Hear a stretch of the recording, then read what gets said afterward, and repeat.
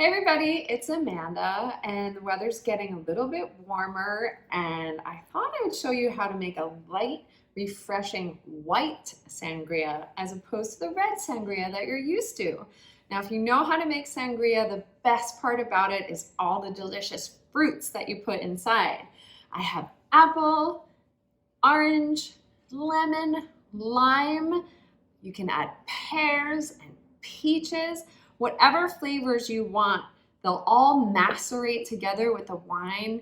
They'll drink the wine, they'll give off their fruitiness, and you'll have this beautiful sangria. It's almost like a punch, but it's made with wine and a few other things. So I have all my fruit inside of here. I cut it all. I'm gonna put some mint as well. Of course, put any kind of herbs that you want. Mint is so fresh and light. I love mint and white sangria.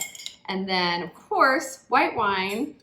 Don't need to spend a lot on the white wine that you're using for sangria. Something very neutral, just like a Chablis, nothing too oaky or woody.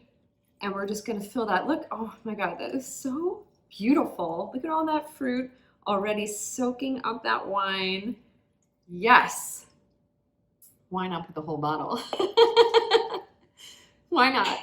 Okay, and I'm gonna add a little bit of orange liqueur. I'm using a Cointreau here. This will just pump up the orange flavor and give it a little bit of sweetness. We use this inside of our margaritas, and it gives it a lovely little round flavor. Kicks up the alcohol a little bit. It's just wine in there, don't forget. And I have this gorgeous pink gin. You can add gin, you could add vodka, you could add rum. Another just white spirit base.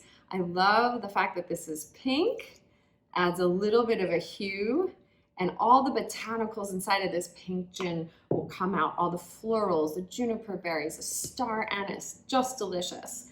Okay, and so we'll stir it up. We'll make sure all that fruit is blended, the apple, the oranges, the lime. Don't be afraid to put citrus in there. And I love when this is done and sat for a while that you can eat all of the fruit once you pour it into your glass. Okay, so just stir it up, put the top on, and let it chill.